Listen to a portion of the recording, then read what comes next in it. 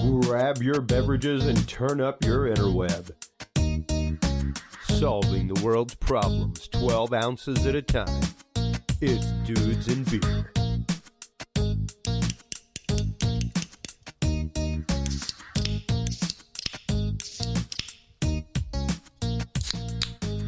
Well, hello everybody, and welcome to episode 266 of the Dudes and Beer podcast. Now brought to you by podcastcadet.com. If you're a fan of podcasting like I am, want to start up a podcast for yourself, your business, your friends, your family, church, school. I guess really not so much church or school anymore necessarily, but yeah, even about the COVID. Feel free to stop on by podcastcadet.com today. Use the code DUDES20 on your way out the door.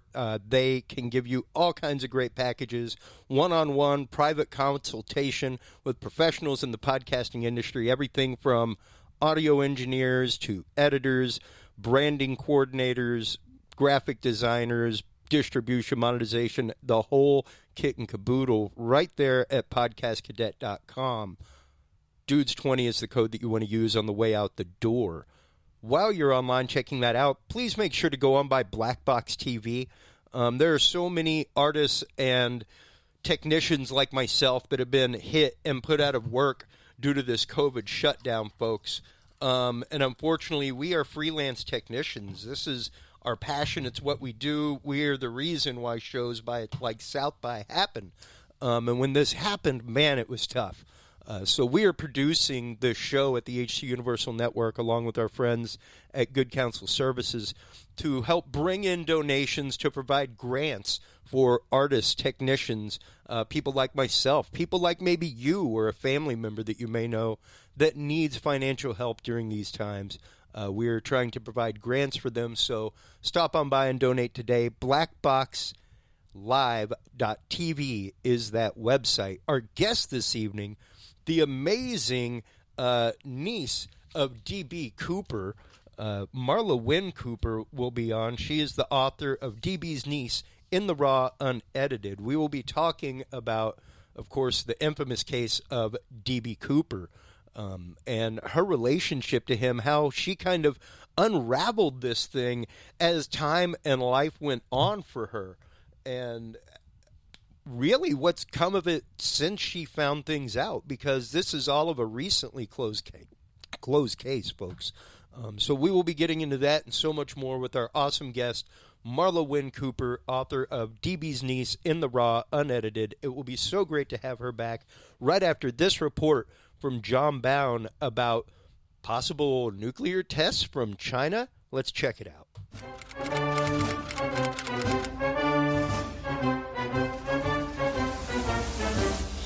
As the world continues to be distracted by the Chinese coronavirus, the Chinese are utilizing order out of chaos to strengthen their global position. The true cost of this coronavirus, the loss of life and economic devastation, right now is immeasurable. But what can be counted is the money governments around the world have already spent trying to combat it. So far, it adds up to a staggering $6.5 trillion.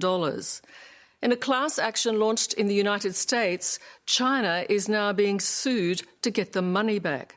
The lawsuit accuses Chinese authorities of negligence, lies and cover-ups.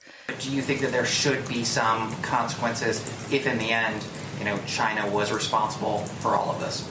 Well, if they were knowingly responsible, certainly. If it was a mistake is a mistake.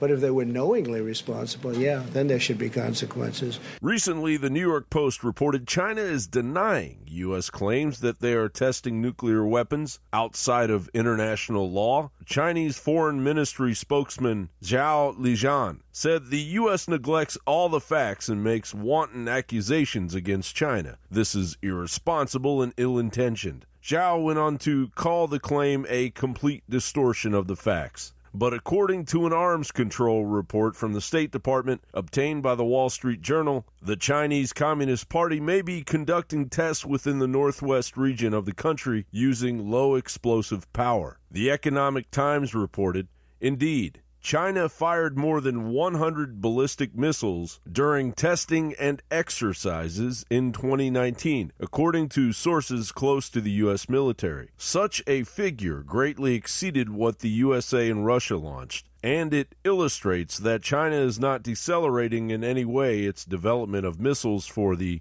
PLA rocket force. China is attempting to overtake France as the third most powerful nuclear power in the world. Add to this China's military buildup in the South China Sea, a crackdown on democracy in Hong Kong. At least 15 veteran pro-democracy activists were arrested today in this very high-profile roundup, even though Hong Kong is still reeling from the coronavirus pandemic. Hong Kong's Democratic Party founder, 81-year-old Martin Lee, was arrested and driven to the police station as cameras swarmed around him today. Lee was one of many activists who protested against a since-withdrawn extradition bill that would have allowed Hong Kong residents to be sent to mainland China to stand trial.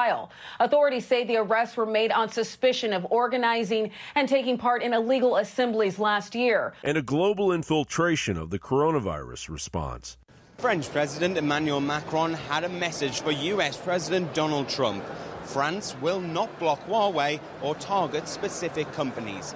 That's despite a concerted effort by American officials to persuade its allies to ban the Chinese tech giant from supplying 5G phone network systems. Recently, China offered to help both France and Canada with donations of masks, but held the installation of Huawei's 5G over Canadian Prime Minister Justin Trudeau and French President Macron's heads. The United Kingdom has already signed on to using the Chinese cancerous spy technology, but the UK has recently had second thoughts after China's lack of transparency on the coronavirus came to the fore. The world's reliance on China, cloaked in a one-world policy, has to end before the Chinese Century Endgame directives infiltrate any further.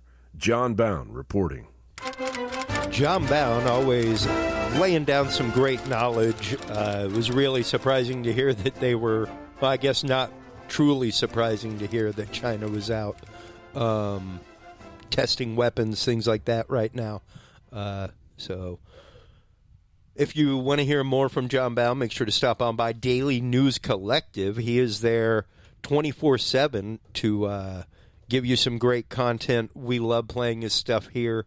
Our guest this evening, so excited to have her back on. We had her on about a year ago.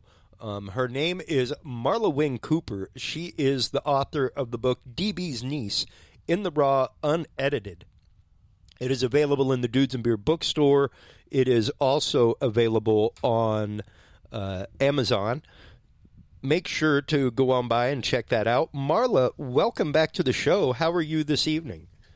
Thank you, Chris. I'm great. I'm doing really good. Thank you. Fantastic. I have been, like I said, thoroughly enjoying my digital copy of the book here lately. It was great for us to kind of reconnect, I guess, about a month or so ago. Then things kind of went awry with all of the COVID lockdown, things like that in the world. And episode focuses shifted real quick, as they tend to do whenever the news cycle does. So thank you so much for your patience and for coming on the show, pleasure. as always. Yeah. Go ahead. It's not like there's a big demand for my time these days. I interviewed an author of a monitor engineering book the other day for Talking Sound that came out like a week ago. And that's what he said was like, oh, gee, let me check I'm available, man. He was like, typically I'd be on the road, and I don't know if I'd have a day to be able to talk with you for an hour, but I got nothing but time. Exactly. Oddly enough. Like if you're a podcast host out there and you aren't getting guests on your show, you're slacking, because ain't none of them doing nothing right now. You could get just about anybody. And yet you're choosing to talk to me. Because it's such an exciting story. Marla. I was chatting with somebody on the road not too long ago about our conversation and about the book, and I was like, you've got to check it out. If you've ever heard the story of DB Cooper, if you have ever been interested in this story, this is one of the sides that you really need to hear. It is really such an interesting facet to what has become literally Americana, American folklore and myth and legend. This is as close to modern myth and legend as you can get, folks. The story of DB Cooper, and the fact that it is still to this day the only unsolved case of airline piracy ever in FBI records is still phenomenal. So yeah, let's kind of start getting into things a little bit. Tell everybody how you remember your uncle, and how you came to realize that your uncle was DB Cooper to begin with. Okay. Well, it's so funny. I wish that we could just snap out of the middle the year and plus months that have gone by since we last spoke, because that was such a good conversation. I think we were on the phone for about 3 hours while I recapped every nuance of my memory. And obviously this is going to be a new audience, a different audience. But so I'll just sort of recap from, my early childhood. I grew up in the Pacific Northwest. I was born in Redmond, Oregon. My family home at that time was Bend. Bend, Sisters, and Redmond are all in this little tight triangle in the high desert of Central Oregon. Mm. And our family was from the little town of Sisters, Oregon. That's where my parents grew up, went to school, and I was the second of three. And my grandmother's house was in Sisters, Oregon, and that was where we would gather for holidays. My dad was in power line construction, and so we moved with the power line. We moved from place to place. Army brats usually have 2 years in a town. I went to 4 different first grades. My parents we moved constantly. And so my childhood was pretty chaotic. And the one grounding force was going to grandma's house. And, we would be there at Thanksgiving and or Christmas. Usually we would take a trip in the summertime, and, she was the constant. And when we would go home to grandma's, I would usually see some of my dad's brothers. 1 or 2 would be around. Family members were going to be there, like Christmas and Thanksgiving. And my dad, he was one of 5 sons who lived, and he was the second youngest. And the brother who was next older than him was Lynn Doyle Cooper. And LD is actually the guy who was on the plane, but he had an accomplice on the ground who was the next oldest brother, Dewey Clyde Cooper. And so what I remember of the 2 of them is, my normal memories of childhood were just gathered in my her house was made of like all of the houses in the neighborhood where she lived. It was Brooks Scanlon Camp outside of Sisters, Oregon, which is no longer in existence. But the houses in the camp were made of rail cars. So repurposing rail cars to use them for housing, that back in the 40s and 50s, and that's when her house was built. And it wasn't a big house. There were, I think, her house, I mentally tried to figure out, was it 3 or 4 rail cars that they used for the material? And, but it did have a pretty good size living dining room area. And, we would go home at holiday time, and Dad they were all musicians, except for one brother who didn't play an instrument. But they, there were always guitar, bass. My dad, they had a band when I was growing up. His youngest brother was the drummer. So, the first thing that would happen is all the musical instruments would get set up. And the family, there was just always singing. There was a lot of the Ventures music. They did a lot of country and western swing dance type stuff. They Nice. did some old ballads, a little bit of rock. It was just a vast mix of music. Conversations were always about, what's the latest songs they're learning, whatever. And they'd, have stories to tell. And I was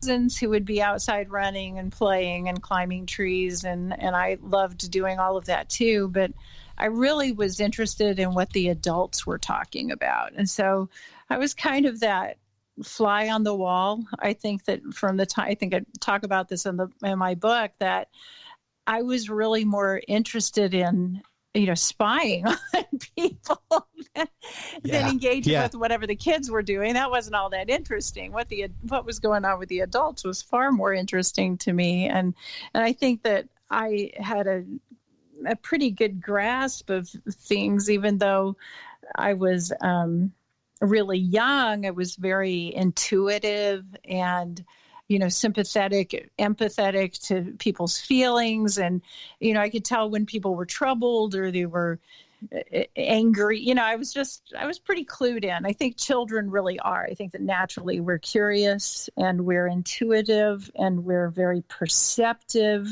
And so what I remember of LD specifically was that of my dad's brothers, besides my dad, he was the kindest.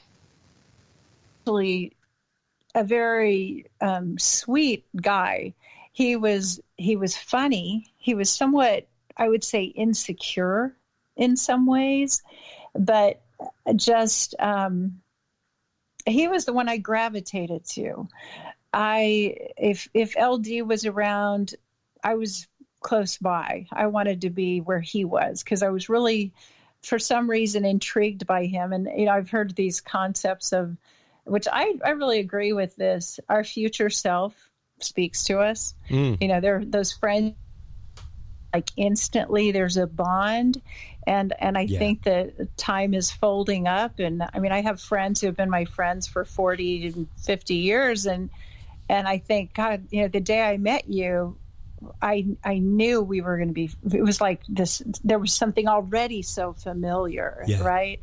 Well, it was sort of that way with LD, I think. I've had so many years to reflect on this that I think as maybe my future self knew that little girl who was so intrigued by that man, there was something to him that I needed to understand, that I needed to be focused on. And I wish I'd had more time with him, but there was a particular Thanksgiving. It was 1971, and at that time, Washington.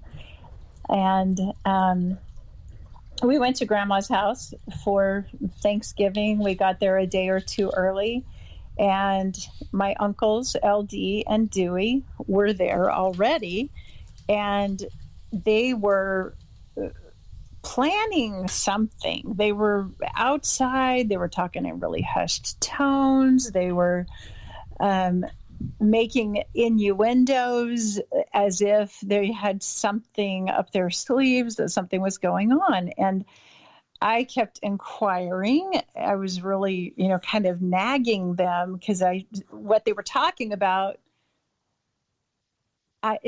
was not satisfied. I wasn't satisfied by the answers I was getting. They kept telling me they were going on a turkey hunt. They were going to go hunt turkeys. And I was really curious about this because it's like, wait a minute, Thanksgiving is tomorrow and you're going turkey hunting. And what if you don't come home with a turkey? And I don't know what day of the week we got there, but I do know that they were so focused on this, and they dragged this duck blind out of my grandmother's shed. I'd never seen it before. And it was something that I guess my dad had built with his brothers when they were younger. And this just looked like a cool fort to me. The thing was kind of held together with those screw eye and hook type of locks. And I thought it was just really neat how they engineered this thing. And I wanted to play in it. And, I think they just had the duck blind up as a ruse. They didn't take the duck blind with them when they left to go on this turkey hunt. It was still in my grandmother's yard when they took off. And so the next thing I know is, it's Thanksgiving morning and I am up early. I was on the driveway when the two of them came back very, very early in the morning. And I don't recall anybody else being there with me. My sister has implied that she was there, which she might have been, but I don't remember her being there. And my dad's last conversation with me, he seemed to, his belief was that I was the only one who knew what had happened. But it's a moot point. But I'm just trying to describe the scene. Absolutely. I was sitting with, I was just up in the tree, I think, when they drove up, and I came down and ran to the car because I wanted to see if they'd caught a turkey. And if there was actually a turkey that I was going to get to see up close and personal with his feathers on him. And they instead, when I get to the side of the car, Dewey is behind the wheel of the car and LD is in the passenger seat, and I'm running to the window. And I said, "Did you get a turkey?" And I looked in the window and I see LD just...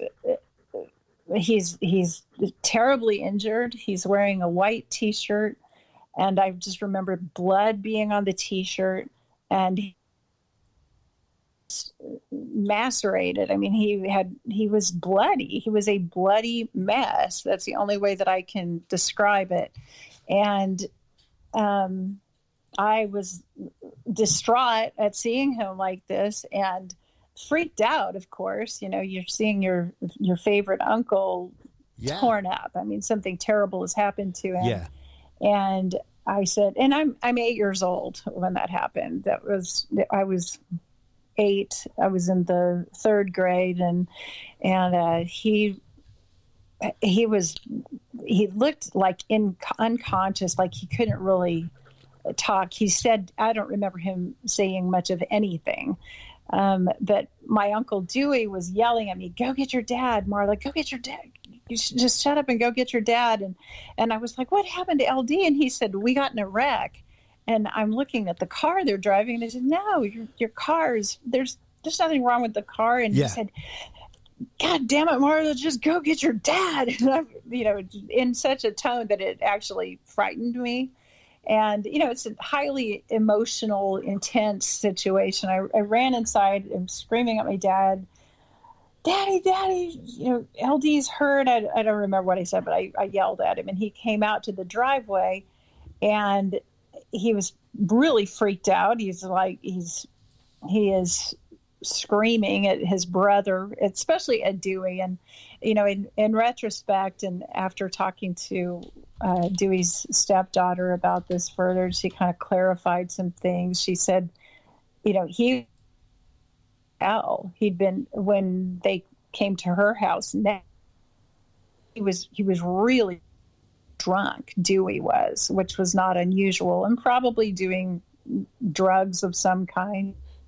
And I remember my father, when he walked to the side of the car, Dewey's trying to be cool, and Dewey's gotten out of the car, and Dad is he's gone to LD's side, the passenger side by now, and is really worried. I mean, he was terribly upset, and Dewey's telling him, "Don, our money problems are over. We're rich. We just have to go back and find the money," and the way he said it, there's just a slight little problem here. He's making a joke, but all I'm hearing is, oh my God, we're rich.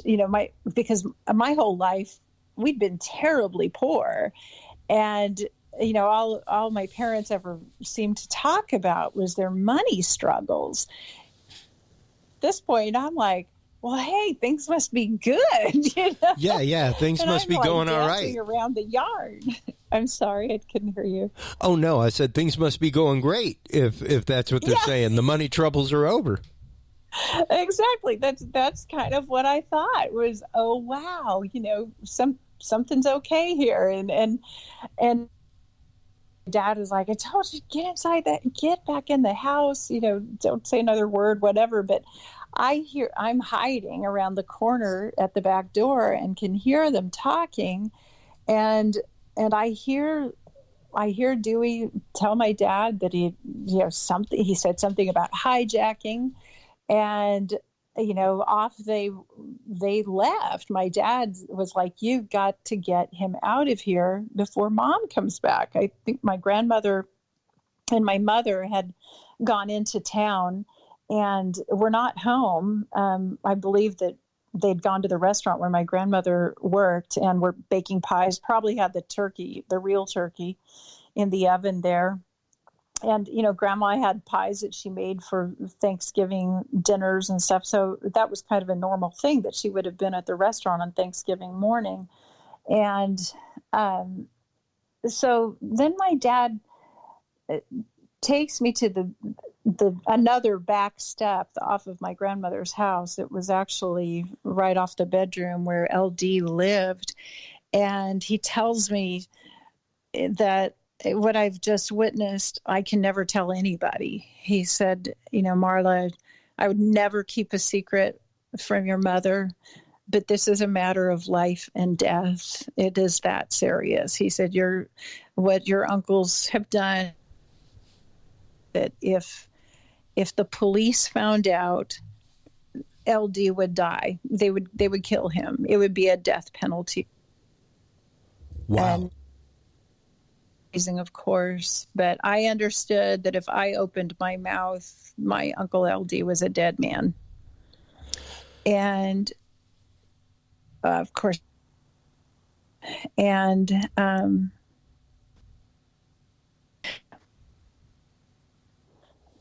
he was like never that serious. This was obviously something catastrophic that had happened. And, really one of the few times in my life that anything catastrophic had happened up to that point in all of my big 8 years. But it was incredibly intense, Yeah. And so that Thanksgiving I can go back into later, but what I've learned about LD and what I knew then, that LD was different from his brothers. The family explained it that he had epilepsy and that he would have these seizures, and that when he was in the Korean War, something had happened to him because he could just lose his mind at the drop of a hat, where before he'd always been a pretty quiet, reserved, I guess, kind of a little bit on the goofy side maybe, but not like the class clown, more like the guy who followed orders and did what he was told, I guess. Yeah. Hard worker. They were all very hard workers. He worked as a lumberjack and growing up. I mean, that was their summer work, was they worked out for the Forest Service or for the Brooks Scanlon Forestry Company, harvesting trees. And, so they were all strong, really, really strong men, not big, bulky guys, really, by what we think of as strong now. But, they were just very physical, very hardworking guys. Sure. But what I know now, and actually my father had alluded to it when he was alive, is that he was in what we would call special forces. He did black ops work. Mm-hmm. He was employed by Air America and continued doing that work for some time after the hijacking, but he, at that point, for like 16, 17 years had been, or maybe even longer, actually, I think it was more like 20 years, had been doing black ops work. And that had started during the Korean, never really stopped. He had a job, he had some kind of a day job that he did, but he, he made his real money doing that. And I had no idea that he had money. I do know that he and Dewey would always come, when they came home, they were driving really nice cars, always seemed to have money for going out and partying and playing around, but he didn't come by it in conventional ways, let's say. But it was, I truly kept my word when Dad said, you can't talk about this and you just need to forget that it happened. I blocked it out of my mind. And that Thanksgiving, the Macy's parade was not on TV because it was preempted by news of this hijacking that had happened. I mean, it was like 9/11. Yeah. There was no TV happening. Every channel was about this hijacking. Yeah. And I remember looking at the composite drawings of the hijacker and thinking, it could be anybody, but not making the connection. This was my uncle. They're talking about my uncle. This thing that had just happened on the driveway. I thought, wow, hijackings must be cool. Well, and it's just the fact of it. An 8-year-old is really more worried about why Snoopy isn't going by today than what the hijacking is about. Right. That's just the mentality of an 8-year-old, and you can't really blame you for that. But going back through your memory banks years later and recovering this and remembering it is really where things start kind of not necessarily unraveling, but coming together for you as a puzzle. And just to give our listeners out there that may not be familiar with the case, I'm going to give them a quick synopsis of that evening. And then we can start going into some of your uncle's black ops works, some of the circumstances that you came to find out from the FBI agents that you have been in touch with over the years, the circumstances of the monies that were given to DB Cooper, things like that. So on November 24th, 1971, a man known only as Dan Cooper purchased a ticket aboard a Northwest Orient Airlines Boeing 727 flight from Portland International Airport to Seattle Tacoma International Airport. The man then proceeded to extort $200,000, the modern value of close to $1.3 million, and made his way to the rear of the aircraft. It was at that point that he opened the aft stairwell and jumped, parachuting his way out. And when he was on the plane, he actively, and this is directly from your book here, he actively said, "Miss, you'd better look at that note. I have a bomb." The note was printed in neat all capital letters with a felt pen. It read approximately, "I have a bomb in my briefcase. I will use it if necessary. I want you to sit next to me. You are being hijacked." And at that point, he dictated his demands for $200,000 in negotiable American currency, 4 parachutes, 2 primary and 2 reserve, and a fuel truck standing by in Seattle to refuel the aircraft upon arrival. Now, the 2 parachutes, or 4 parachutes rather, I think is one of the big things that you really have to consider, folks. Because like she said, whenever her uncle came back, he said, all we have to do is go get the money. That's it. And to try and jump out of the back of one of those planes is pretty tough. I mean, 727, it's got a rear aft, an aft staircase that drops down. And oddly enough, your uncle, as you said, was involved in Air America, things like that. These planes were actually retrofitted and used during Air America and other subsequent programs because of their drop capability from the rear. Yeah, it's interesting. There were so many talking points that you mentioned. One of them being the plane in particular. Yeah. And I think having learned what I've learned about that hijacking and remembering the things that were hot news at the time, and then learning about why the hijacking happened, what was it part of, who ordered the hijacking, because this wasn't what we're told. And the official narrative is it was a lone man who just lost his mind and got on the airplane and decided to hijack it. Yeah. And that's not at all what happened. I have come to believe that and I'm certain of it, that it was part of a much larger CIA operation that was originally presented to Kennedy. It had gone past the Joint Chiefs of Staff. And it's called Operation Northwoods. Yep. And of course, Kennedy shot it down, and Operation Northwoods supposedly never came to be, but it did come to be. It was probably named something else, and we don't know what it was, but the initiatives that were part of that operation happened. If you look at history, what happened during the Cuban Missile Crisis and the Cold War years, Operation Northwoods very much happened. And that hijacking, as well as many other hijackings that were happening at the same time, were all part of the same operation.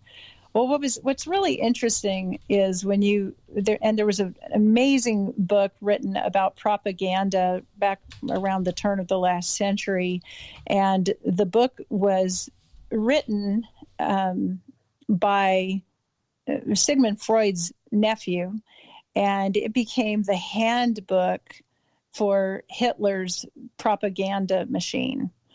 And we're no different here in the U.S. And when my eyes were opened to what was really happening and why, as many times as I told the story of the hijacking and, brought forward witnesses and evidence and things, none of that breaks the barrier of the official narrative to get to the ears of Americans. And that was especially true during the History Channel documentary that was made and released in 2016. And, yet I would say another propaganda piece. But that was when I really started realizing there was propaganda that was in place to lead into the hijacking, to prepare hijacking and get us prepared mentally. Oh my God, we're not safe to get on an airplane. We need to make sure that nobody getting on the plane has a bomb. And one of the big propaganda events that happened just a year before the hijacking was the release of the movie Airport. And the movie Airport had an all-star studded cast. It had the largest marketing budget of any film that had ever been produced. And it was based on a book written by Sir Arthur Haley. And I think that I've got the author right. He worked for British intelligence, and he wrote this book called Airport that is pretty dang close to how the hijacking went down. This man gets on a plane and he's got a bomb, and the airport authorities have no right to search what he's carrying on. Right? Because you didn't have to show ID at that time. You just walked up to an attendant and said, "My name's Joe Blow. Give me a ticket. I want to fly over here." You just paid somebody cash, got a ticket, and walked on a plane. Yeah, it cost him $20 to get on a plane supposedly with a bomb. I think he had a fake bomb. It wasn't real. He had he had flares and a battery. Yeah. The flight attendant wasn't going to know what a bomb looked like. Yeah. But he had something that she could have interpreted for a bomb. But here's the interesting thing. That movie Airport, and I believe this is a key piece of the puzzle. The movie Airport featured a 727 plane that was actually owned by the Flying Tigers. The Flying Tigers were the cargo carriers for the CIA. So what movies do we have today? Well, maybe they still do, have like a commissary. Oh, yeah. for our propaganda movies. Oh, let's borrow the plane from the CIA to make this film. It was the film itself was a propaganda piece. And, so much of what I think we're still seeing that comes out of Hollywood, it's the same. It's the same. I can hardly sit through a movie because I think, okay, because I'm watching these now I'm really intrigued by so many of the conspiracies that we're programmed to mock at people who believe in conspiracies and to think they're just crazy. But I mean, you look at what's happening. I mean, what are the odds of this crazy virus? Yeah. Here we are living in the history of the world. There's never been anything like this. Yeah. Not that it's killed so many people, but that it's so commercialized. Mm-hmm. Everybody in the world knows about this virus, and now it's so dangerous, it's deadly, it's going to kill us if we go outside, and we should be really, really afraid. Well, while we're all glued to the TV, or glued to, or in my case, my Twitter account, seeing what people are posting, watching for the next Q drop. Yeah. What's happening that we're not paying attention to? And but the plane itself, nobody knew you could skydive out of that plane. That was the only people who knew about that were the CIA officials who ordered those planes to be designed that way, and the guys who flew the plane during the test flights over Laos, because that plane was used during the Vietnam conflict. We weren't supposed to be in Laos or in Thailand, but I mean, we weren't supposed to be in Thailand. We weren't supposed to be in Turkey. We were in all these other places besides Vietnam, and it's like everybody's glued to what's happening in Vietnam, but there were a lot of other things happening at the same time. And those planes, there were only a handful of men in the military who had jumped out of that plane. And so that the hijacker even knew you could skydive out of it is incredibly significant. Yeah. Because it was just such a small, and that's how secrets get kept. Everybody knows what they know on a need-to-know basis. And especially whenever you're talking about the year in which this happened, when you're talking 1971, there was not like necessarily an extreme sports community. There were not a whole lot of people out like skydiving, that kind of stuff. So those communities were just starting to get going shortly after that. So it's like, how would you have the knowledge to know that you needed a parachute and a reserve chute? And the suit that he actually skydived with, I think it was called a Navy Back 6 NB6. That's the one. That was really the only suit he wanted, because that was the exact suit that he had worn when he was jumping out of planes in Korea and in Vietnam. I mean, that was the backpack he was familiar with. Yeah. And so the naysayers, the critics, the DB Cooper sleuths, whoever, they say well, if he'd known what he was doing, he would have never picked that particular parachute because it was unmaneuverable. You know, he would have picked this slick sport parachute that was given to him because there were 4 parachutes, and he asked for 4. And I agree with this belief that he wanted the authorities to believe that he was going to take a hostage with him, you know, so that they would comply, or at least that's how he was. I think that makes sense. But the thing is, the money was already, well, anyway, I'm kind of jumping ahead here. That's all right. Back in. but to me, it was really obvious that, you know, knowing what I know now, he had been either programmed for this, prepared for it. He was clearly handled during this. I mean, as an operative, you have handlers who make sure that you're doing what you're supposed to be doing. There's somebody watching you. You don't just have an assignment and you're entrusted to you know, fulfill your obligation to do what you're supposed to do. There are handlers nearby watching you, and that was definitely the case with the hijacking. But just the specifics of the plane ride too. Okay, it's the day before Thanksgiving. It's busy. The airport is busy. By all accounts, it was bustling, just like today. Air travel was very common.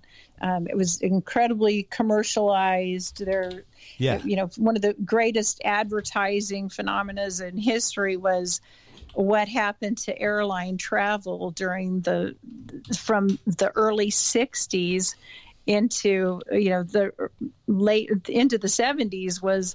It was a phenomenon because up until, you know, in the 50s, people would travel and stuff, but they were like old, ugly, you know, we used in dual the prop planes. It wasn't a pleasant experience. These were gray, military, ugly planes. And now airline travel became convenient and inexpensive and glamorous. And I mean, people would get dressed up to get on a plane. Yeah. And, you know, it was really it was like going out to eat dinner in a great restaurant, but everybody, you know, most people could afford to do it. And so here it is, it's the day before Thanksgiving. He's on the tail end of, you know, this particular flight was part of what's called a milk route. The plane had begun somewhere on the East Coast, and it just made stops, you know, kind of hopped along the U.S., and the last flight of the day was going from Portland to Seattle Tacoma, and he gets on that plane. And there are only 36 passengers on board.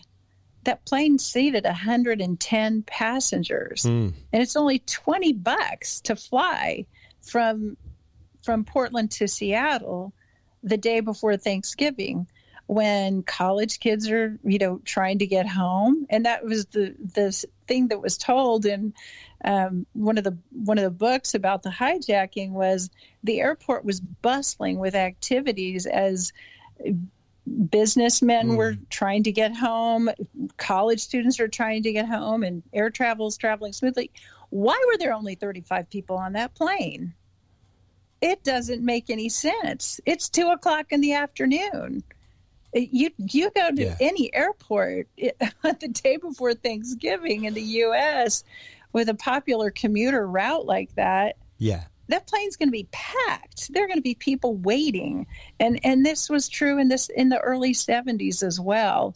So the fact that there were only a select few people on that plane is really interesting.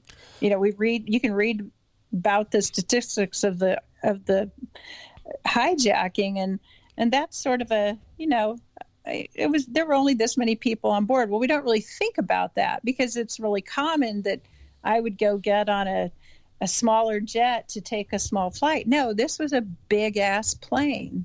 Yeah, and for the time, it was definitely a large plane when he got on it, because that was the particular plane that he knew he could skydive out of. He asked the airline attendant, "Is this a 727?" Yeah, and was told yes, because he would have waited for another flight. Yeah. And if it hadn't been the 727. You know, you were speaking a minute ago about handlers, things like that. One of the very interesting things that we discussed in the last episode was exactly how the money came about getting to DB on the plane, because he of course stopped, you know, they stopped at an airport. That's where they met them. They gave him the money. They gave him the parachutes, and then the plane left again, and it was supposed to be met on the ground in order to be refueled. Right. And go on with his demands at that point. Right. But the bank that the money came from, especially given your uncle's history, his past, his work in Black Ops, things like that, it was very interesting to find out some of the history behind the bank itself that the money came from. Let's get into that for a moment. Well, let's go back just a second, because I want to talk about how the flight itself is like, I don't remember how long it takes. It's like an hour flight. Yeah, it's a puddle That's how long jump. the flight should have taken. And as soon as the plane took off, that's when he gave the flight attendant the note. That's when there was communication between the Portland Tower and SeaTac that the plane's being hijacked. Yeah. Here are the demands. When he lands, you've got to have all this stuff. You know, they've got an hour to get everything there, right? Yep. And again, it's the day before Thanksgiving, so there's I'm sure there's traffic and all this stuff, right? But yet they've got to come up with $200,000 in $20 bills that are randomly ordered, right? So the story is that the bank already had that money, that this particular bank, I guess, is the go-to bank. If there's a kidnapping or whatever, you know, this money's already there and bundled. And so we're told, and this may or may not be true, that every one of those bills was photographed. But I think every one of those bills was photographed long before the hijacking happened. Yeah, there's no way you're going to be able to count $200,000 and photograph every single bill. There's just no way. Not even in an hour. I'm sorry, not in 1972. There was barely even Polaroid at that point, man. Right. So we know that now.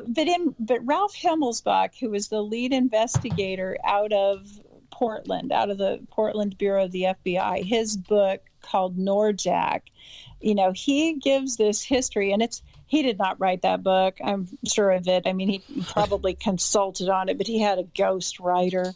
But there's a lot of stuff that was in his book that I'm going, I can't believe anybody reading this book couldn't put together what was really going on.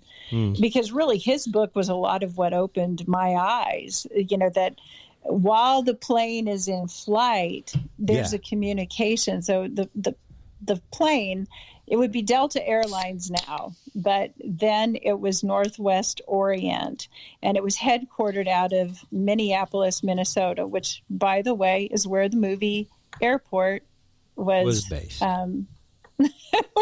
Made. It was featured the same exact airport, which is interesting to me. But Northwest Orient communicated to Seattle. Somebody in the Northwest Orient headquarters communicated to Seattle while the plane was in flight. Be sure that the courier, when they bring the money to the plane, is not wearing his uniform, because our friend, meaning the hijacker, has a previous arrest record for drunkenness, and we don't want him to think this guy's a cop. And so that's when I knew, when I read that, and this is in the transcripts of the flight. I've actually looked at the flight transcripts, which they've been spliced, but you can look at them on the FBI website. There is, right after that remark is made, there's like 7 minutes of the transcript that has obviously been cut. Oh, wow. Yeah, it's very obviously cut. And I think I actually have pictures of that in the book where it's cut. You can see it's cut. I mean, the type is all, it's going one direction. And I mean, it's a bad cut and paste job.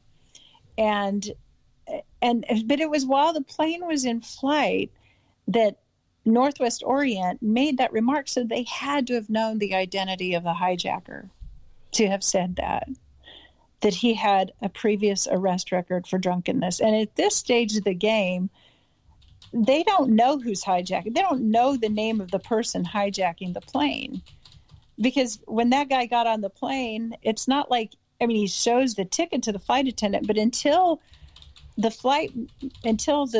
passengers disboarded and they compared the passengers who got off to the flight manifesto, they did not know that the hijacker was this Dan Cooper character. Huh. And so that Northwest Orient knew of his previous arrest record told me they knew who the hijacker was. That's when I went, he was assigned to do this. You know, he was, that was when I saw that, I was actually in Portland, I believe at the time. Yes, I was in Portland, and I had gone to Powell's bookstore to buy Ralph Himmelsbach's book, and they had one copy of it in this vast, amazing bookstore in downtown Portland, and I've sat in my hotel room reading this, and I mean, I could have fainted when I saw that. And I called my mother, who was still alive at the time. And I was like, oh my God, you're not going to believe it. You know, I told her this, and she's like, Marla, you're going to get yourself shot. Well, you know, let's leave that right there. We actually have to say goodbye to our WMLD audience. Thank you guys so much for tuning in. If you want to hear the rest of this interview and what happens when Mother says, you need to shut up or you're going to get shot, make sure to stop on by the Dudes and Beer website. Dudesandbeer.com is where you can find all the episodes. That is where you can find the continuance of this episode. Now, Marla, once you get that warning from your mom,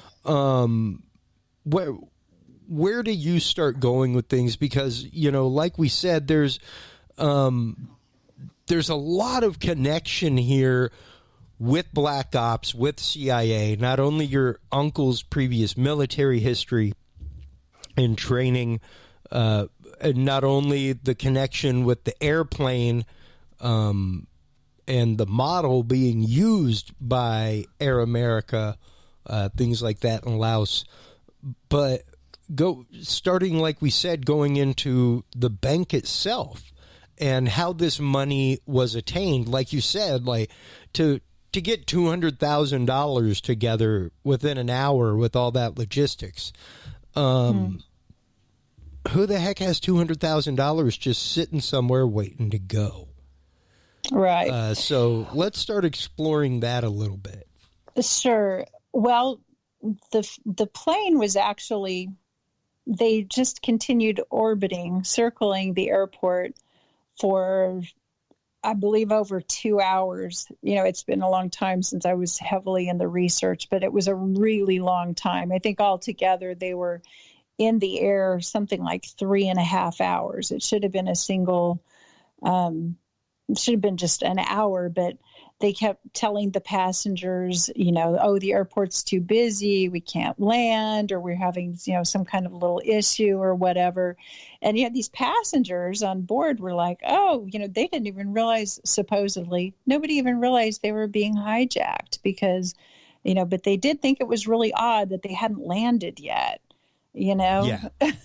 It's just bizarre. Yeah, that when you're on a puddle jump of a 45-minute flight. Right.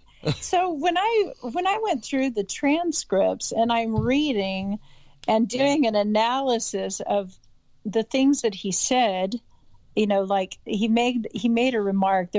It's so bizarre to me. The people who write this, you know, the narrative is He was obviously familiar with the landscape.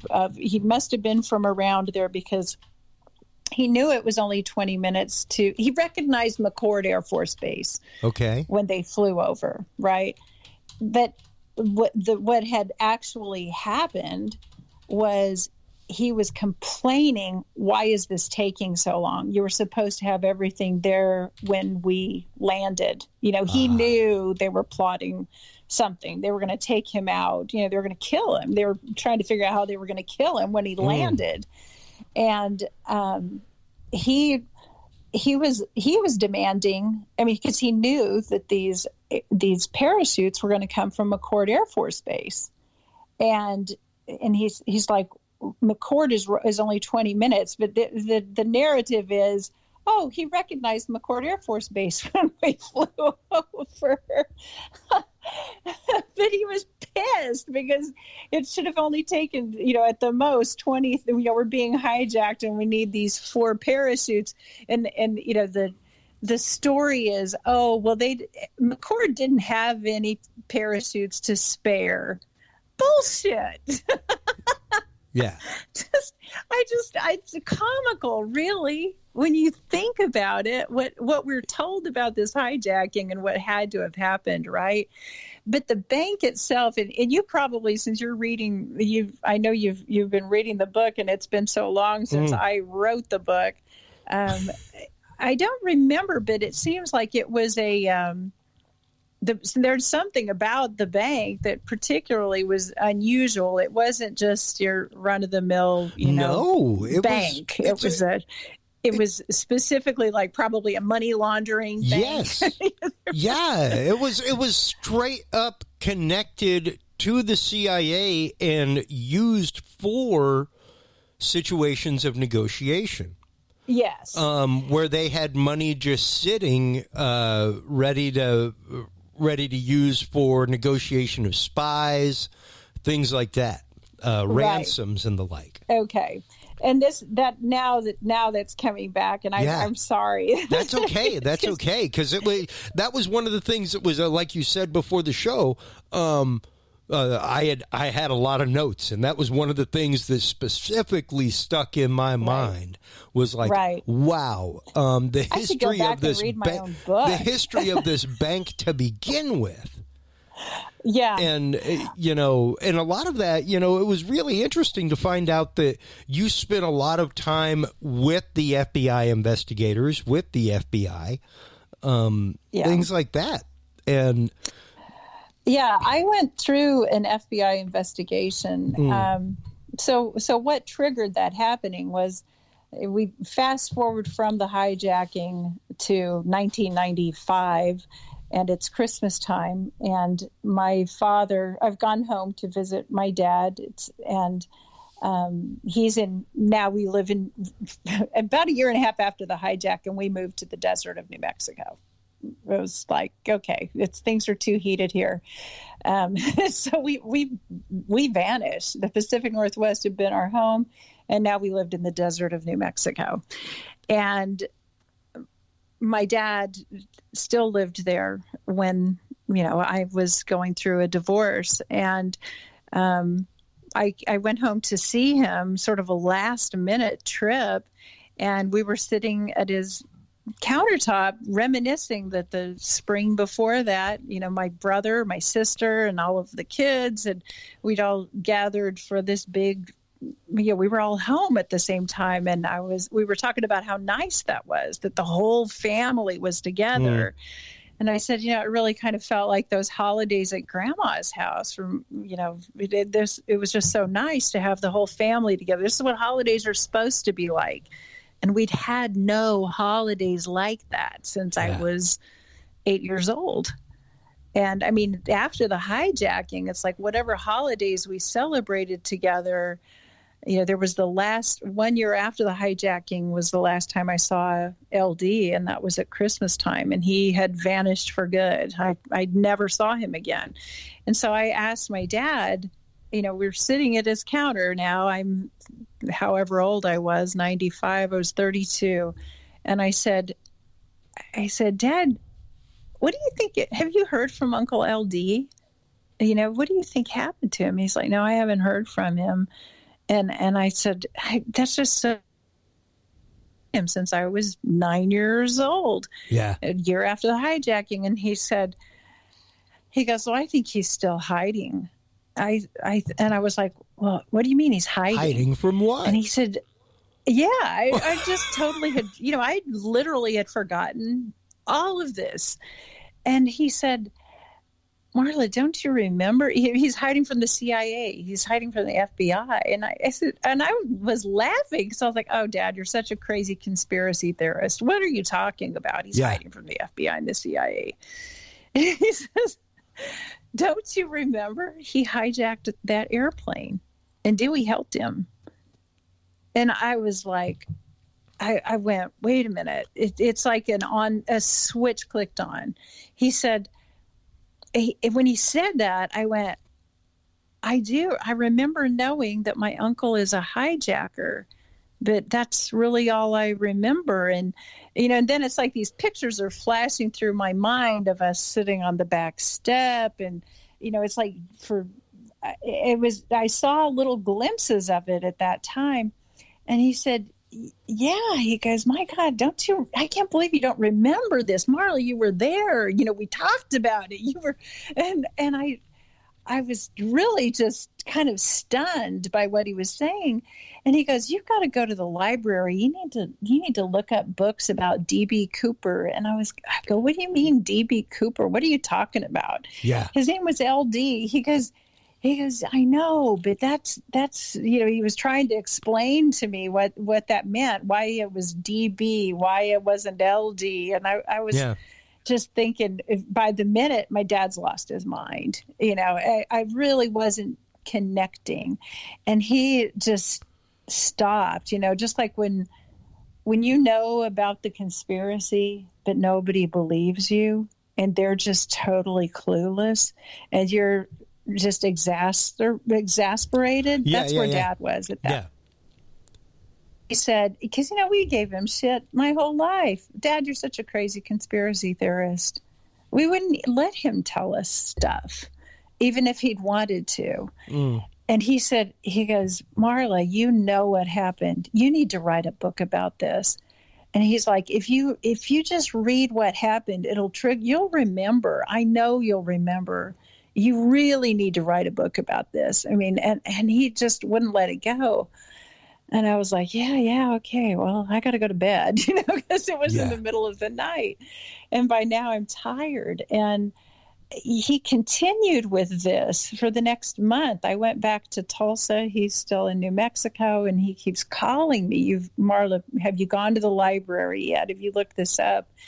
And I'm like, Dad, no, I'll get to it later. I'm busy. I'm working. I'm going through a divorce and yada, yada, yada. It was like, I really didn't take it all that seriously. And he's telling me that it's a famous story, but I'm like, just not feeling the urgency, Yeah. And it was actually 1 month later, my dad died.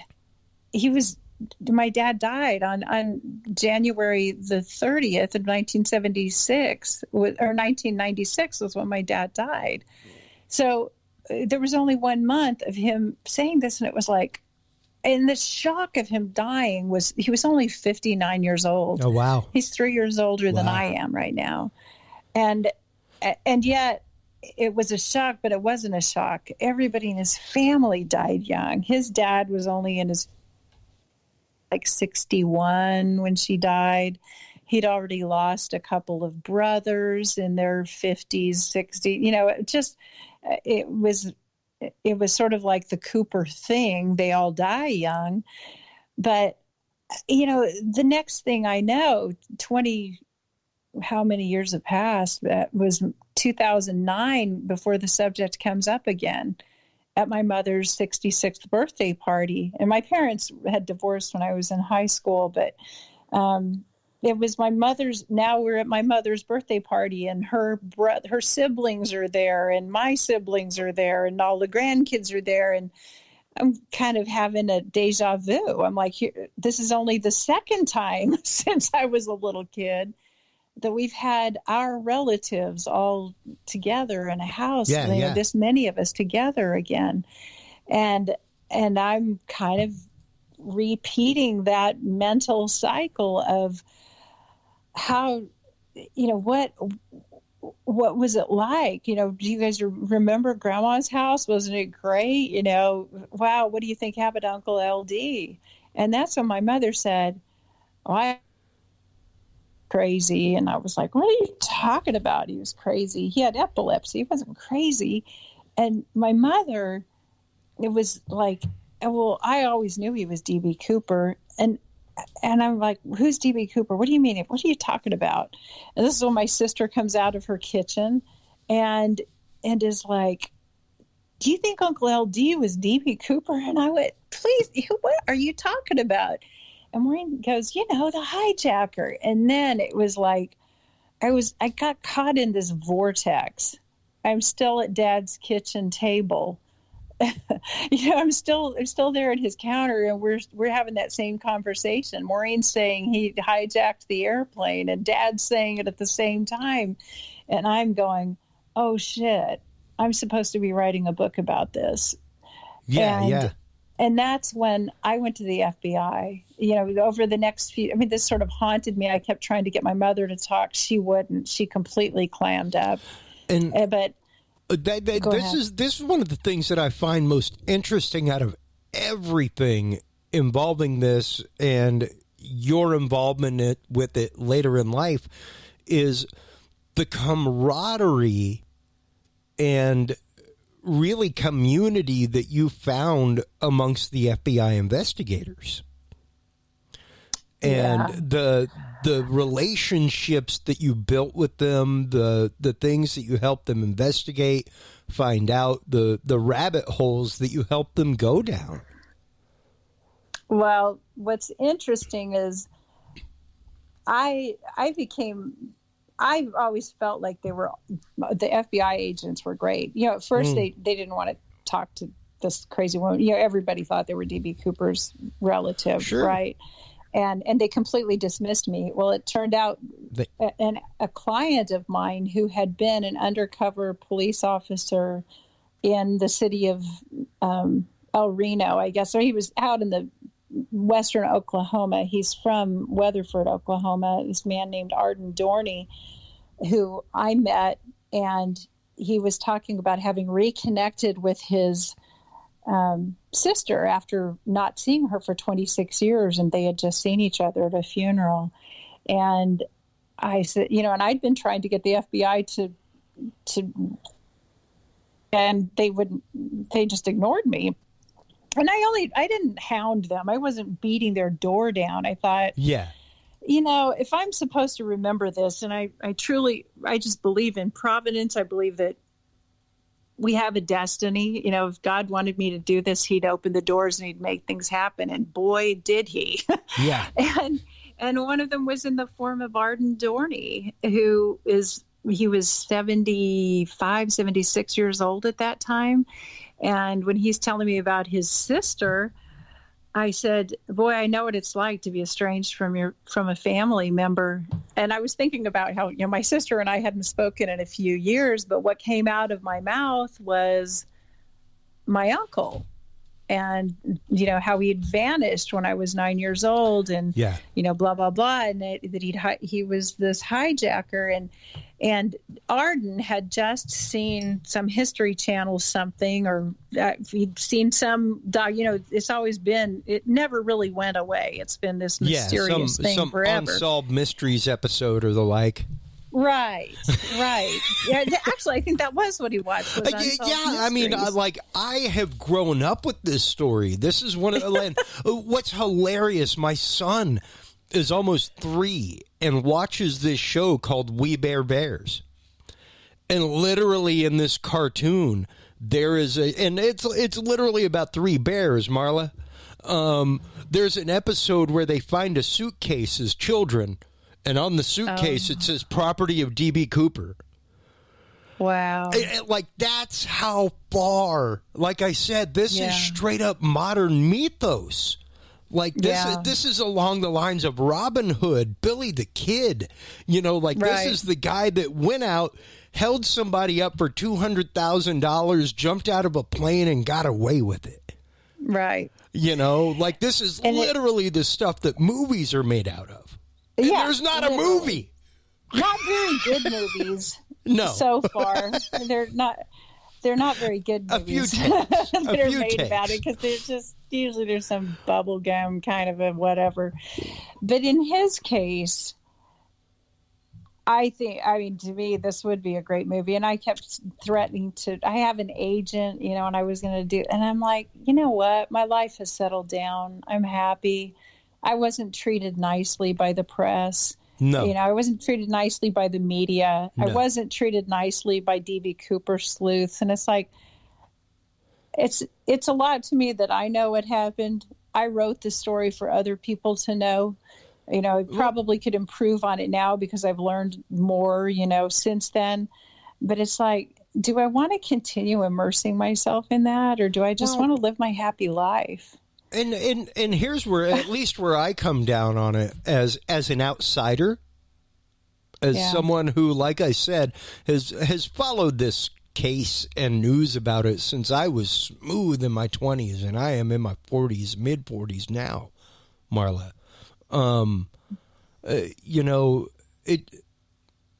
It's hard to associate yourself with such things because the gavel comes down hard from a lot of media. For me, what it comes down to is the investigators.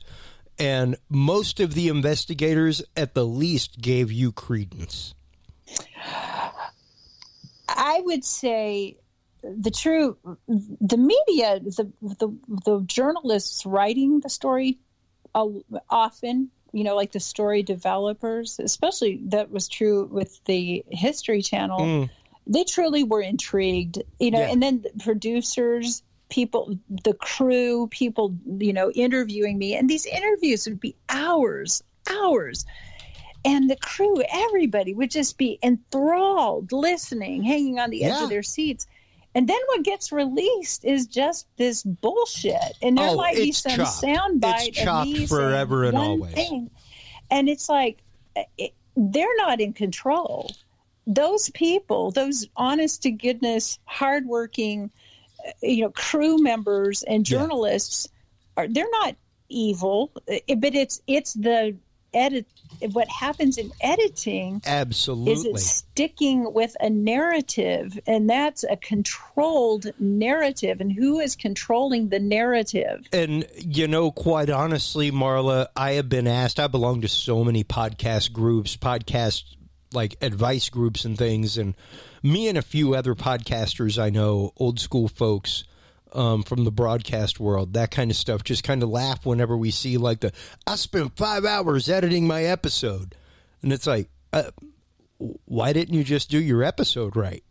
Like I don't edit because of the content I have and the conversations I have. I am loath to edit somebody's words. I don't ever want to edit somebody's message or snip something out. I was so happy that the couple of words that you dropped a little while ago were after broadcast so that I did not have to do that. Because I hate it. I hate it. And I hated it whenever I was on broadcast where it was like, I have no choice but as a producer right now to chop this out. And because like at that point you can the editor has so much power to be able to change things, move things, use something that had a different inflection. Much of a choice when it comes to this story, not really, or other stories, like 9/11. I mean, there's so much, or the assassination of Kennedy. Sure. And how Martin Luther King was killed. There's a narrative, and that's the official narrative. And if if you don't stick with that narrative, then you're just a conspiracy theorist. And we know where that term came from. But in the case of my story, it's like God intervened for me to get to the FBI. And that was through Arden Dorney and somebody he knew who had been one of the lead investigators in the Murrah bombing, which the anniversary of that was just last Sunday. Yeah, it was which just was 2 also days the ago. anniversary of Waco, which is also the same date that we had. What was it? There was something that happened in Dallas simultaneously to this shooting, this mass shooting, 17 people killed in Nova Scotia. Those were happening at the same time. I mean, it's what's the deal with the 19th of April? Yeah. No, I was actively, whenever I was contacting you, I was also trying to contact Cody Snodgrass, and I have not been able to get in touch with him, nor is my contact for him for a little while, and he is actively the man who came on this show and has written a book in the light, talking about how he was approached by the CIA to blow up the Murrah building. Oh, I think I've heard him in. Oh my Lord! You want to talk about a story? Yeah. Right, and he was offered like $1 million. Yeah. You know what? When I heard him talking, he sounds just like Bob Rackstraw to me. Yeah. Which, Bob Rackstraw died last July. Yeah, I was going to say it was about 6 months after we spoke, because I went and started following him. And just so you know, folks, like your host does his background work. He does his backstories. I am always willing to give anybody the platform for discussion, because that is what this show is about, Marla. Is open discussion about fringe topics. That's the only way we grow as humanity. But when it comes to somebody like Marla, when it comes to somebody like who approached me the other day and was like, I'm an expert in conspiracy theory, and, I want to come on and talk about the real source of the coronavirus. It's like, okay, well, whatever I'm doing today is now set aside. Because it's time for a deep dive now. I got a deep dive into this, and it was quite literally the History Channel documentary that I contacted you from. Wow. And which was because such a big nothing. It was. And I remember whenever I talked to you the first time, Marla, I was like, what? Why did these people not talk about any of this? Right. Why did they not get into any of this? And it's not for a lack of you telling them, I'm sure. No. Oh, no. There were months of story development. And there was a 45-minute interview they conducted with. Sure. Well, and here's what actually happened. Go ahead. So I get contacted by the FBI. Curtis Ng, out of the Seattle Bureau of the FBI, said, there's this company making we're actually assisting the History Channel, I think was how he worded it. They're doing a documentary about DB Cooper, and we're cooperating. They've tried to reach you, and they said you hung up on them, and I don't blame you, but if they called back, you might want to talk to them. And I was like, they didn't call me, I would have answered. I didn't get a phone call, but there's more than one Marla Cooper, and somebody was pretty lame at doing their research, I guess. And so Curtis puts me in touch with Ein Dietrich at the Seattle Bureau of the FBI, and she's like their, I would say, the marketing person, but that's not right. I don't remember what her exact title is. She does media relations, whatever. And she says, oh yeah, here's the number. Or PIO, Public Information Officer. Yes. So then there's like months of talking to this story developer, because they're writing this thing. And like their whole episode has an arc. There's a complete ebb and flow to the way that the story's told and everything else. Right. And during this third quarter is where we're going to include you, because we're going to branch off on the possibilities of what DB Cooper no, they may have don't been. tell you that. Oh, no, absolutely not. I'm just telling you the background producer's room. you're there to just tell your story. Yeah. Share everything. Give them pictures. Yep. Let them talk to them about other people who were involved. We went over the Dan Cooper comic book connection, which is a really fascinating part of that story. And I had been privileged to hear Carol Abrikzinskas, who did a lot of research on the Dan Cooper comics, which is how he came up with this name. Yeah. And also how the hijacking occurred was really outlined in this comic book, and where he sat, what he wore, what he said. Even though those comic books were actually written in French, there were so many specific things in the comic books that were carried out in the hijacking.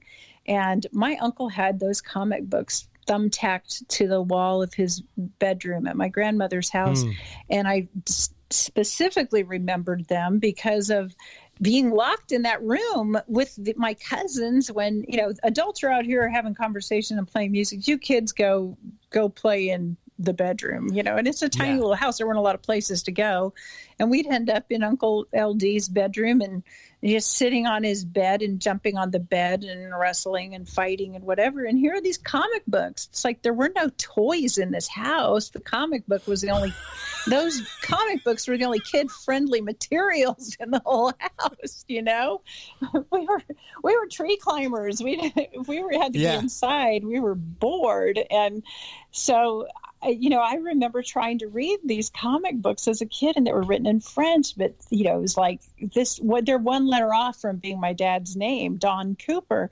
So I was all intrigued by that, but I'm digressing. But all of this went into those, so much information. A 45-minute conversation with a retired general who knew my uncle, he was the one who told me he ran a supply operation for Air America during the Cold War years. He knew more about my uncle by far than I did.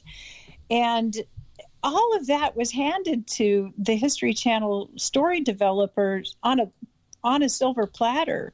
And I got pretty chummy with her because, my story's pretty fascinating. It is. And she tells me, we're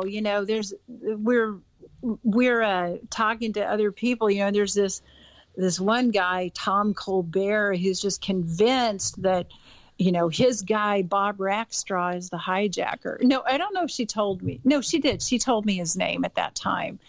And then, I, through a strange series of events while the History Channel documentary is developing, an old friend of my sister's reaches out to me, and he does films. He did the Sarah Palin story, and he's a producer, and he's really like the money.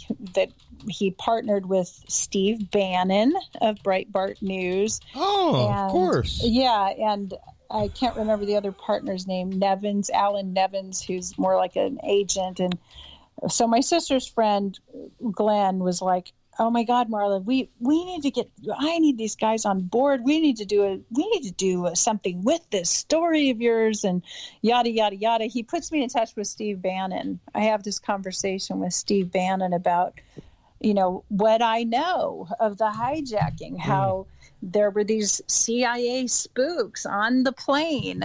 3 of the passengers that I know of were CIA spooks. And there were probably more than that. You just look at what people did for their day jobs out of those 35 other passengers. And they're all, most of them were government employees. There were like 5 women and the rest were men. I mean, the mix, it was really odd who was on the plane. But I was told by the daughter of one of those CIA spooks. My dad was also in Memphis when Martin Luther King Jr. was killed, and he was in Dallas when JFK was shot, and he was in LA when Bobby Kennedy was assassinated, and now he's on the plane with DB Cooper, and she's like, I know my dad had something to do with this hijacking. She was afraid that, she was terrified. She'd lived her life terrified. She died of heart failure a few years ago. Wow. But there were so many pieces of the story that are not told. here, why don't you talk to Karen Truitt? Her dad was on the plane. Wouldn't you like to talk to her? No. Yeah. Nobody's interested in knowing the truth. Well, but the story developer, I believe, had a good story going. But what'd you say? I'm interested. Bring her on. I know, right? I know. She's dead. That's the thing. I know. Everybody's died now. I mean, Bob Rackstraw's dead. Karen's dead. What's interesting, and we talked about this during your last episode, Marla, the DB Cooper case has been open longer than any FBI case. Like, we're getting ready to have Ram Dennison, the guy who made Money Machine about the Mandalay Bay massacre in Las Vegas. That investigation was closed within a year. That is the largest mass shooting in American history, way beyond $1.3 million or $200,000 in 1972. Okay? Right. But yet still this case, and I really think it was just a point of pride on behalf of the FBI to be like, we're not going to let this case go unsolved. Well, I think there's more to it than that. I think that he had Ralph Himmelsbach's help in going under the wire. Bob Rackstraw told me, and I don't know if I knew this when you and I last spoke. No, you had just gotten in touch with him. Y'all had just gotten close. Well, we'd been talking. When I talked to you last year, we had been talking he and I first started talking just a few months after the History Channel aired. Okay. So we'd had several conversations, but I actually went to visit him in February of 2019. So this was after you and I remember visited. You were saying in the last episode you were getting ready to go talk with him. Right. Well, one of the things that instigated that trip, that face-to-face trip, was I told Bob, I said, I think I've pieced something together here. And it's the only thing that makes sense. I said, I think that Ralph Himmelsbach must have been one of my uncle's handlers, because I knew Ralph had been the handler for another crazy Black Ops guy he lives out in the woods, and he's been looking for the body of DB Cooper forever. And Ralph Himmelsbach was his non-commissioned officer in charge on his Black Ops crap that he did. And so I know this was something that Ralph Himmelsbach did, and the fact that Ralph completely lied to the media in, what his character, what he was like, what witnesses had to say, everything that, you go back and you look at the history of how the story was reported, and the newspapers had to do retractions because the flight attendant went, "What do you mean? He wasn't rude. He didn't cuss. He wasn't." And that's not the kind of person he was at all. And I kind of figured out, well, if my son was on the run and I didn't want people to know who he was, I would describe exactly the opposite personality type, of what he was like. And that's exactly what Ralph did. Even the name DB Cooper in and of itself was a slip.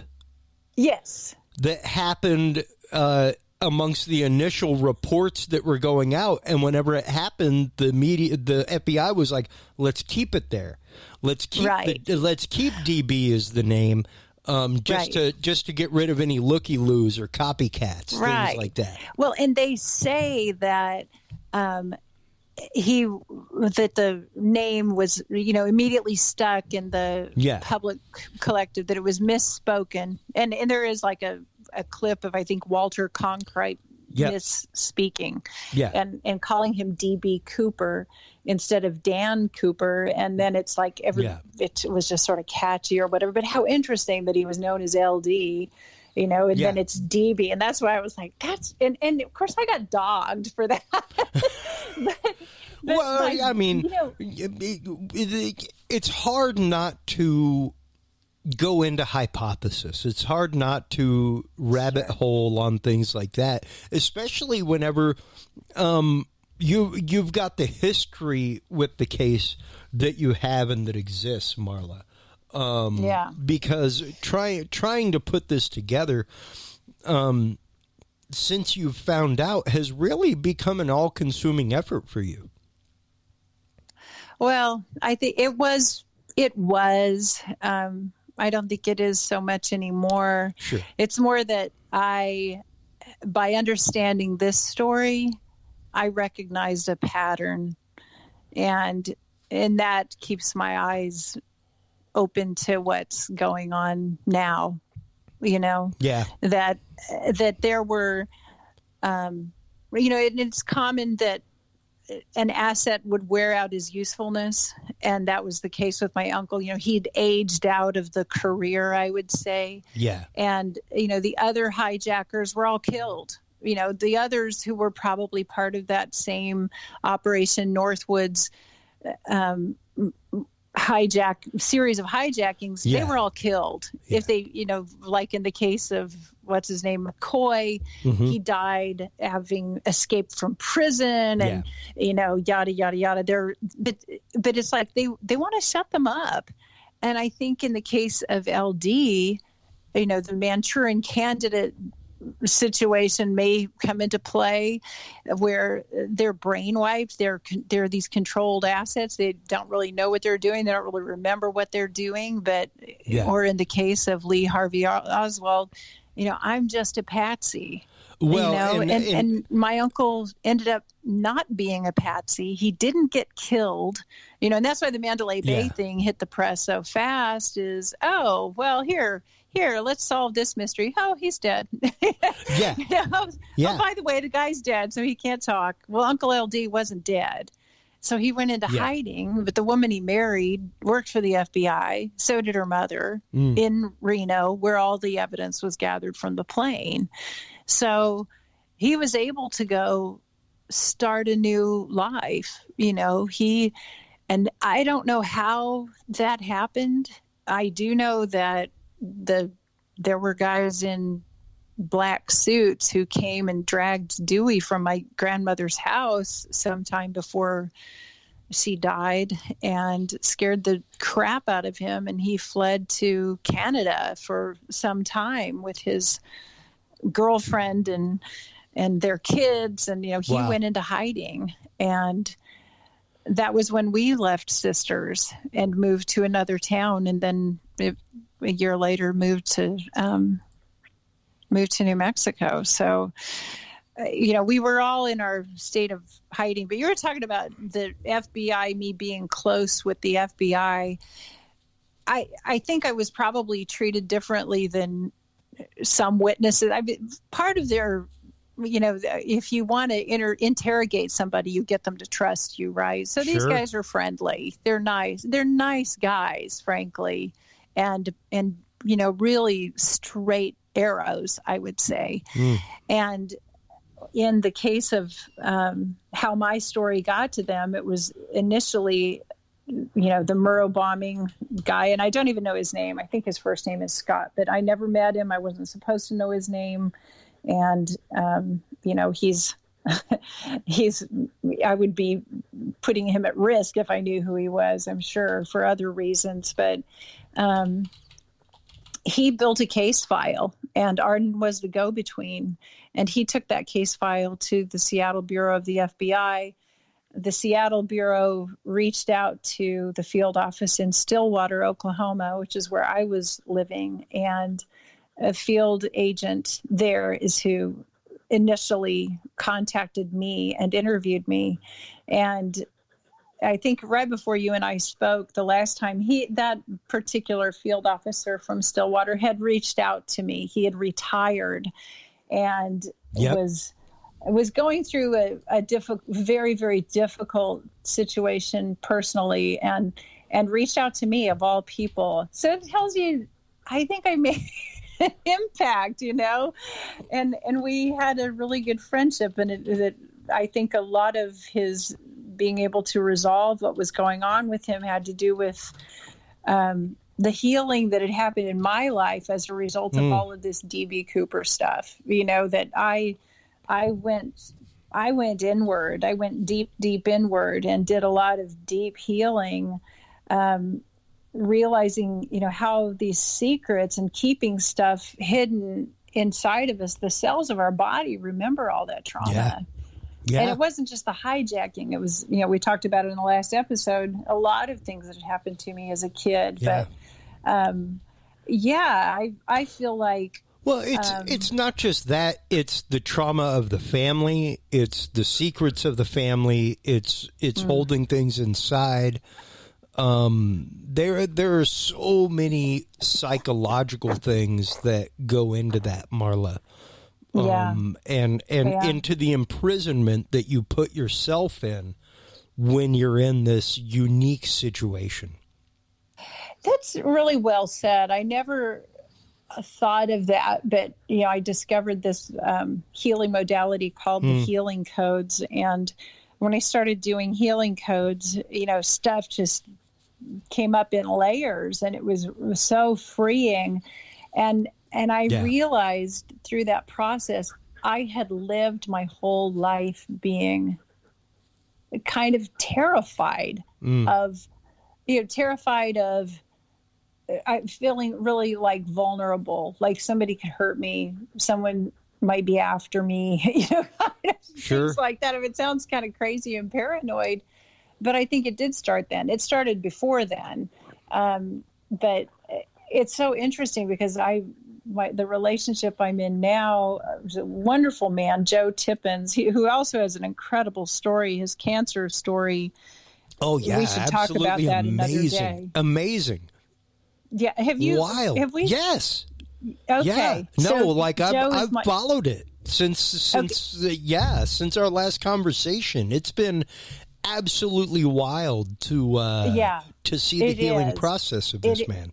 It's fascinating. And now I probably shouldn't talk about who's putting up research studies, but his doctor from MD Anderson is now the head of the FDA. Oh, wow. And and he, off the record has acknowledged it was the fenbendazole that healed Joe. Joe was the only, it's a dog dewormer, $10 a week to heal your cancer, no matter what kind it is. Don't let that get out. No. But we do. No, we do not espouse medical treatments.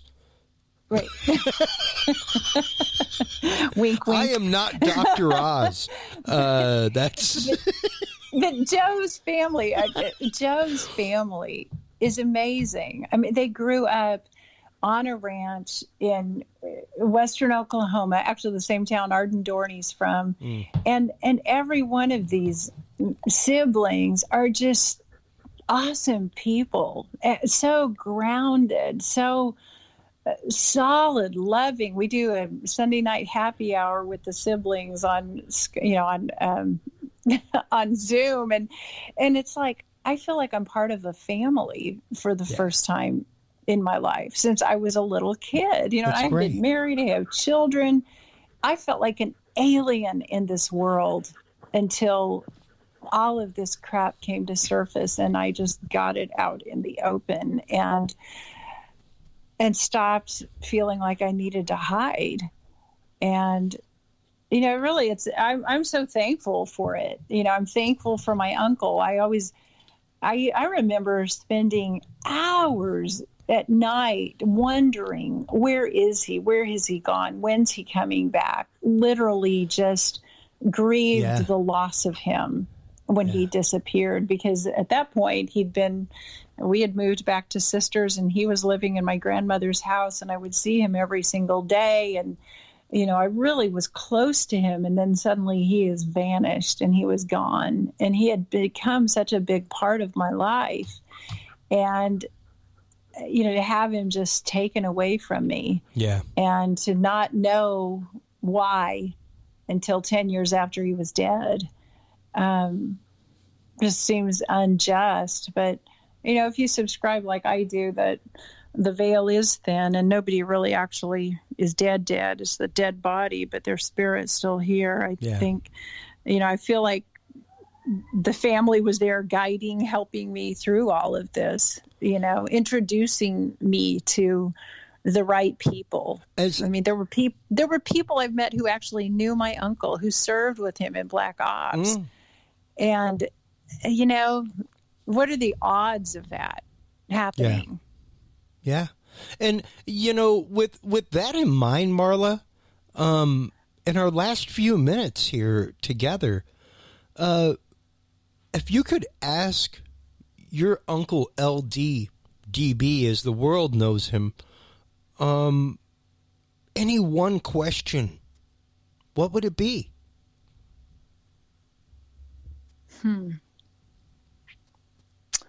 Wow, I never pondered that before.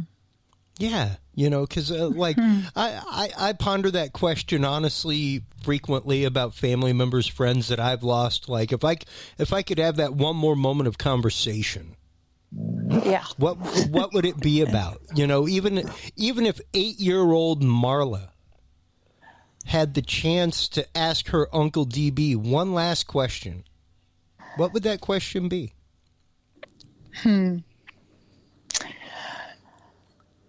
I probably would ask him if he would do anything differently. I would ask.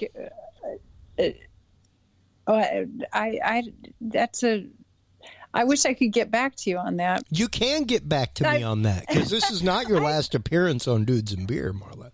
Okay. So you got time to think about it. I do.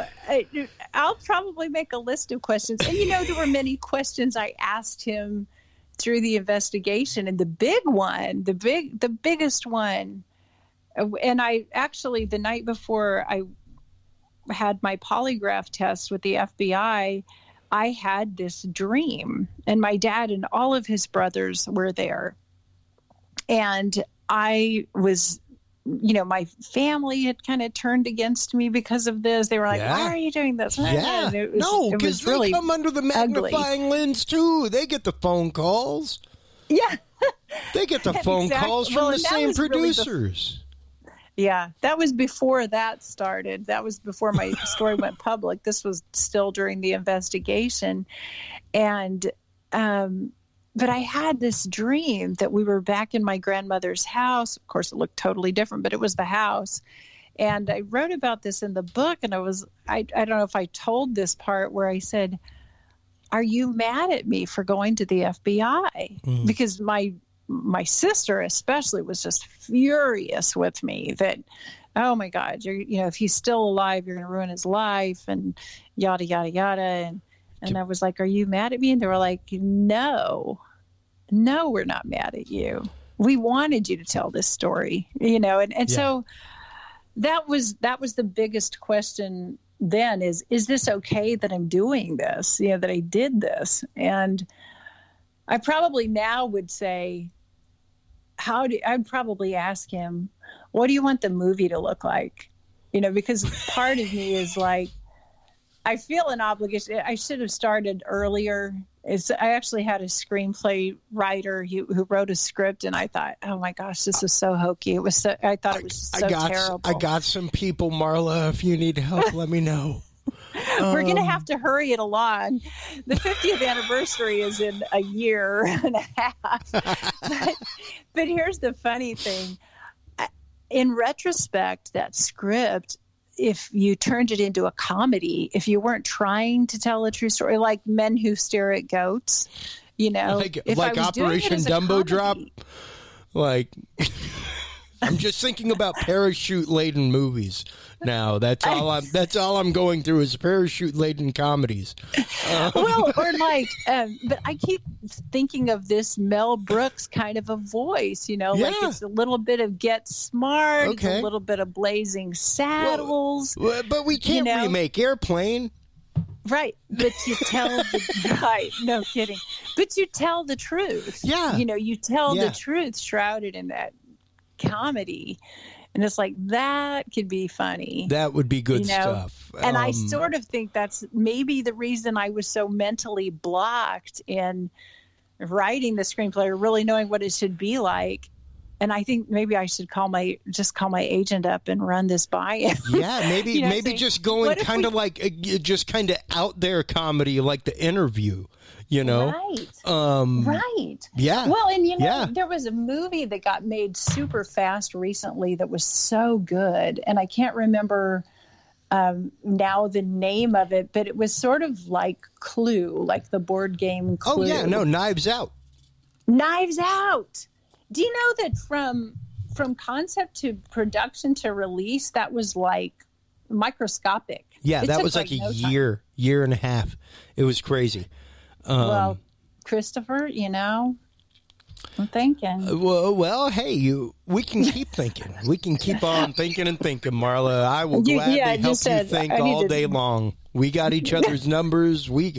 Let's master plan the world together. There you go. That's where Solving I'm at. the world problems, 12 ounces at a time. Exactly. We got nothing hey, I but got a COVID. kegerator in my kitchen. We got nothing but COVID time to do it, Marla.